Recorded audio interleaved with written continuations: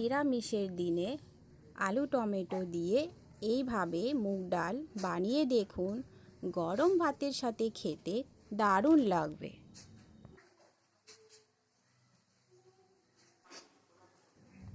মুগ ডালের এই রেসিপিটা বানানোর জন্যে এখানে আমি নিয়েছি মুগ ডাল, কেটে রাখা একটা আলু, একটা টমেটো, সরিষা তেল আর ফোড়নের জন্য নিয়েছি দুটো শুকনো লঙ্কা আর গোটা জিরে।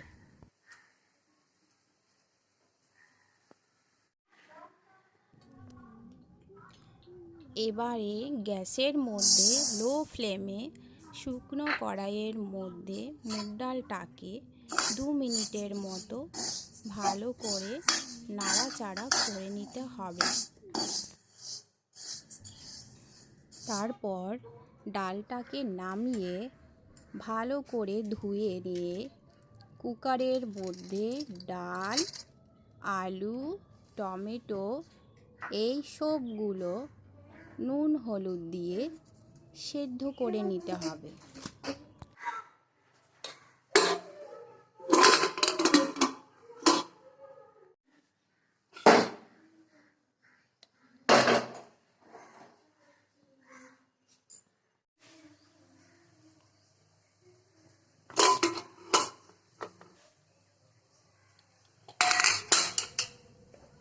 এখানে আমার ডাল সেদ্ধ হয়ে গেছে।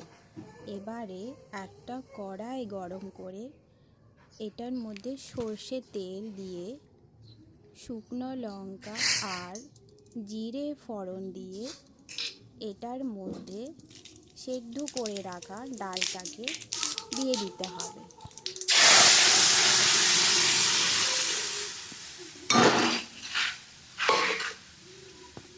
আর দেখুন কালারটা কত সুন্দর হয়েছে। এবারে হাফ চামচ গরম মশলা আর 1 চামচ ঘি দিয়ে 1 মিনিটের মতো নাড়াচাড়া করে নামিয়ে নিলেই রেডি মুগ ডালের নিরামিষ রেসিপি। আর হ্যাঁ, সবাই একবার এই মুগ ডালের রেসিপি অবশ্যই ট্রাই করে দেখবেন। আর কেমন হয়েছে কমেন্টে জানাতে ভুলবেন না কিন্তু।